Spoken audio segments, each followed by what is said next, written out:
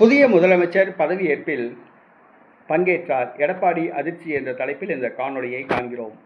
தமிழ்நாடு முதலமைச்சராக ஜோசப் விஜய் நேற்று காலை பொறுப்பேற்றார்.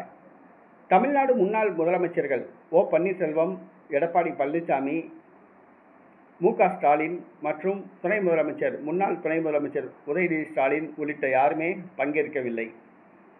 அதிமுகவின் மூத்த தலைவர்கள், திமுகவின் மூத்த தலைவர்கள் யாரும் பங்கேற்கவில்லை.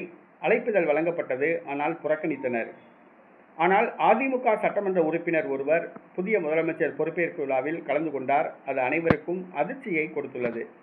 அவர் வேறு யாருமல்ல, லால்குடி தொகுதியில் தேர்வு செய்யப்பட்ட லீமா ரோஸ்.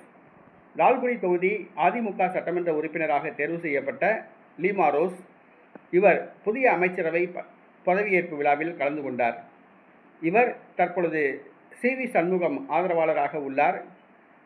நடிகர் விஜய் அவர்களுடன் கூட்டணி வைக்க சி.வி. சண்முகம் ஏற்பாடு செய்து வருகிறார். அப்படி கூட்டணி வைத்தால் லீமா ரோஸ் அமைச்சராகலாம். ஆனால் லீமா ரோஸ் பங்கேற்றது அவருடைய மருமகன் ஆதவ் அர்ஜுனா தவேகா அமைச்சரவையில் அமைச்சராக பொறுப்பேற்றார். தனது மாமியாருக்கு அழைப்புதல் கொடுத்தார். அதன் பேரில் கலந்து கொண்டார். இது எடப்பாடிக்கு அதிர்ச்சியை கொடுத்துள்ளது. அதிமுகவினர் யாரும் பதவியேற்பு விழாவை கலந்து கொள்ளாமல் புறக்கணித்த நிலையில் அதிமுக சட்டமன்ற உறுப்பினர் லீமா ரோஸ் பதவியேற்பு விழாவில் கலந்து கொண்டது எடப்பாடி பழனிசாமிக்கு அதிர்ச்சியை கொடுத்துள்ளது. தற்போது லீமா ரோஸ் எடப்பாடியின் கட்டுப்பாட்டில் இல்லை, சி.வி. சண்முகத்தின் கட்டுப்பாட்டில் உள்ளார் என்பது குறிப்பிடத்தக்கது.